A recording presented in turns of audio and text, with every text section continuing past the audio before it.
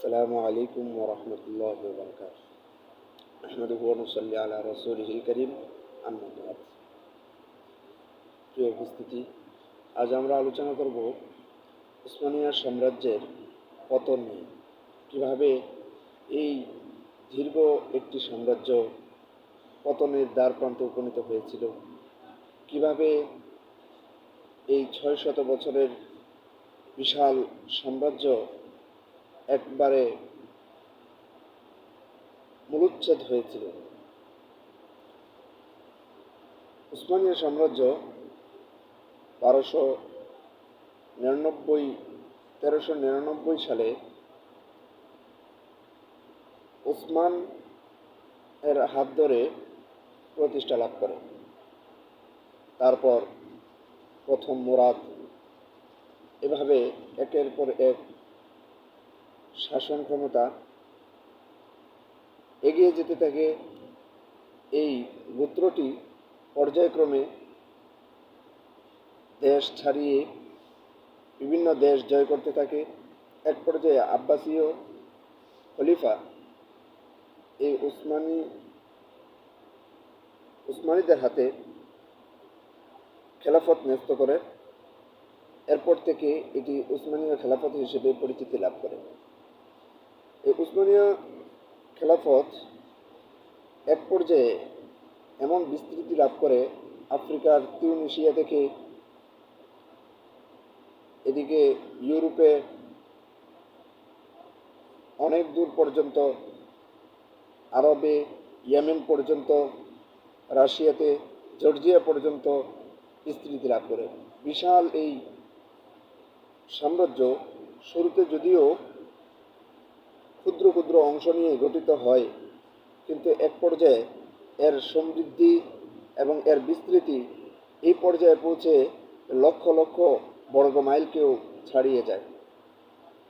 কিন্তু কি ছিল এই সাম্রাজ্যের মধ্যে ত্রুটি এবং বিচ্যুতি, যার কারণে এই বিশাল সাম্রাজ্য একেবারে নিঃশেষ হয়ে গিয়েছিল? যদি আমরা সেগুলো তালাশ করি, তাহলে আমাদের সামনে যে বিষয়টি উঠে আসে যে মোস্তফা কামাল আতাতুর্কের নাম। কিন্তু শুধু তিনি একাই ছিলেন না, বরং উসমানীয় খেলাফত পতন হওয়ার আরও বিভিন্ন কারণ আমাদের সামনে উঠে আসে। তার মধ্যে থেকে কিছু কিছু কারণ ছিল, যেমন উসমানীয় খেলাফত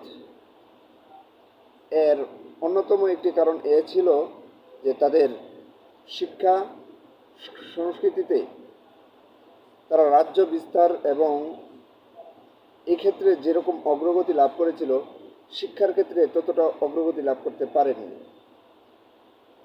শিক্ষার ক্ষেত্রে তাদের অনেক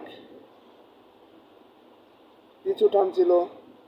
ঠিক তদ্রূপভাবে অর্থনৈতিক ক্ষেত্রে তারা শুধু কৃষি নির্ভর অর্থনীতিকে বেছে নিয়েছিল।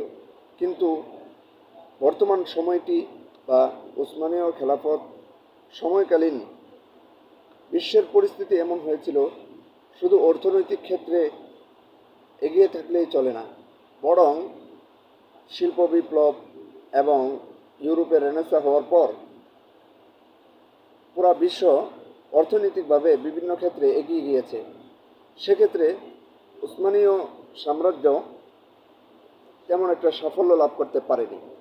এটাও ব্যর্থতার অন্যতম একটি কারণ হিসেবে দেখা যায়। তাছাড়া উসমানীয় খেলাফতের বিস্তৃতি এ পর্যায়ে পৌঁছেছে যে শাসকদের পরবর্তী যে শাসকগণ রয়েছে, শেষের দিকের যে শাসকগণ রয়েছে, তাদের মধ্যে কিছুটা দুর্বলতা এবং কিছুটা বলতে গেলে তাদের অক্ষমতাও ধরা যায়। এত বিশাল সাম্রাজ্যকে শাসন করার মতো যোগ্যতা সেই পরিমাণ ছিল না। এই যোগ্যতা না থাকার ফলে ব্রিটিশরা মিত্র শক্তি তাদের থেকে বিভিন্ন দেশকে ছিনিয়ে নিয়েছে। বিভিন্ন দেশ এই উসমানীয় সাম্রাজ্য হতে স্বাধীনতা লাভ করেছে। এর ফলে তাদের এই বিশাল সাম্রাজ্যে ভাঙন সৃষ্টি হয়েছে। এমনিভাবে উসমানীয় সাম্রাজ্যের ভিতরে যে আলেম সমাজ ছিল, তাদেরও অন্যতম একটা ভূমিকা এই ছিল, তারা বর্তমান যুগের সাথে, সারা বিশ্বের সাথে বিভিন্নভাবে সেনাবাহিনী কেন্দ্রিক, শিক্ষা কেন্দ্রিক যে এগিয়ে যাওয়া, সে এগিয়ে যাওয়ার সাথে তারা তাল মিলাতে পারেনি, বরং তারা প্রাচীন নীতি অবলম্বন করেছে। ফলে তাদের এই সাম্রাজ্য ভেঙে পড়ার পিছনে এটি খুব জোরালোভাবে কাজ করেছে। এমনিভাবে উসমানীয় খেলাফতের শেষের দিকে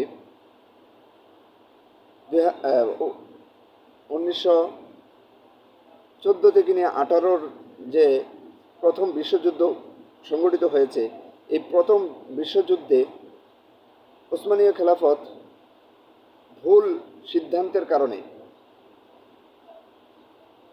তাদের একেবারে নিঃশেষ হওয়া, খেলাফত পতন হওয়ার অন্যতম ভূমিকা পালন করেছে। আর তুর্কি জাতীয়তাবাদী দলগুলো এবং আরবের জাতীয়তাবাদী দলগুলো, যারা ইউরোপ এবং এই পাশ্চাত্য শিক্ষা দ্বারা প্রভাবিত হয়ে নিজেদের ভিতরে জাতীয়তাবাদী আন্দোলন শুরু হয়েছে, এর ফলে তাদের ভিতরকার ভাঙন সৃষ্টি হয়েছে।